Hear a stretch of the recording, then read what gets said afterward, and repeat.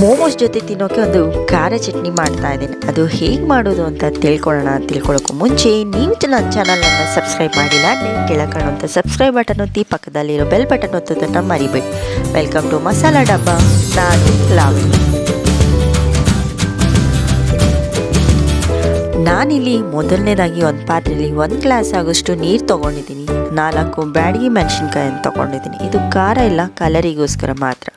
3 ಟೊಮೆಟೊನ ತೊಗೊಂಡಿದ್ದೀನಿ. ಒಂದು ಕೈ ಫುಲ್ ಆಗೋಷ್ಟು ಕೊತ್ತಂಬರಿ ಸೊಪ್ಪನ್ನು ಸಹ ತೊಗೊಂಡಿದ್ದೀನಿ. ಈ 3 ಸಹ ಚೆನ್ನಾಗಿ ನೀರಲ್ಲಿ ಬೇಯಿಸ್ಕೋಬೇಕು.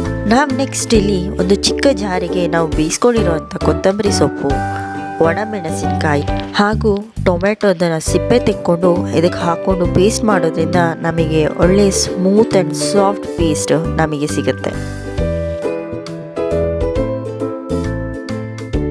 ನೆಕ್ಸ್ಟ್ ನಾವು ಇದಕ್ಕೆ 1/4 ಇಂಚಿನಷ್ಟು ಶುಂಠಿಯನ್ನು ತೊಗೊಳ್ತಾ ಇದ್ದೀವಿ. ಒಟ್ಟಿಗೆ ಅರ್ಧ ಗ್ಲಾಸಿನಷ್ಟು ನೀರು ಹಾಕ್ಕೊಂಡು ಪೇಸ್ಟ್ ರೆಡಿ ಮಾಡ್ಕೊಂಡಿದ್ದೀವಿ. ಈ ರೀತಿಯಾಗಿ ರೆಡಿಯಾಗಿದೆ. ನೆಕ್ಸ್ಟ್ ನಾವಿಲ್ಲೊಂದು ಬಾಣಲಿಗೆ ಸ್ವಲ್ಪ ಎಣ್ಣೆ ಹಾಗೂ ಕಟ್ ಮಾಡಿರೋವಂಥ ಬೆಳ್ಳುಳ್ಳಿಯನ್ನು ಹಾಕ್ಕೊಂಡು ಫ್ರೈ ಮಾಡ್ಕೊಳ್ತೇವೆ. ಬೆಳ್ಳುಳ್ಳಿ ಕೆಂಪಾದಷ್ಟು ನಮ್ಮ ಚಟ್ನಿ ತುಂಬಾ ಟೇಸ್ಟ್ ಆಗುತ್ತೆ. ನೋಡಿ, ಈ ಥರ ಬೆಳ್ಳುಳ್ಳಿ ಕೆಂಪಾದ ಮೇಲೆ ನಾವು ಮಾಡಿಟ್ಟಿರುವಂಥ ಪೇಸ್ಟನ್ನು ಇದಕ್ಕೆ ಹಾಕ್ಕೊಂಡು ಮಿಕ್ಸ್ ಮಾಡ್ಕೊಳ್ತಾ ಇದ್ದೀವಿ. ಹಾಗೂ ಸ್ವಲ್ಪ ನೀರು ಹಾಕ್ಕೊಂಡು ತೆಳ್ಳಗೆ ಮಾಡ್ಕೋಬೇಕು ಈ ಥರ.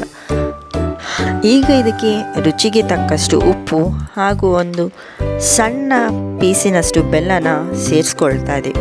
ಒಂದು 1/4 ಸ್ಪೂನಿನಷ್ಟು ಅಚ್ಚ ಖಾರದ ಪುಡಿಯನ್ನು ಸೇರಿಸ್ಕೊಳ್ತಾ ಇದ್ದೀವಿ. ಟೇಸ್ಟ್ ಅಂತೂ ತುಂಬಾ ಚೆನ್ನಾಗಾಗುತ್ತೆ.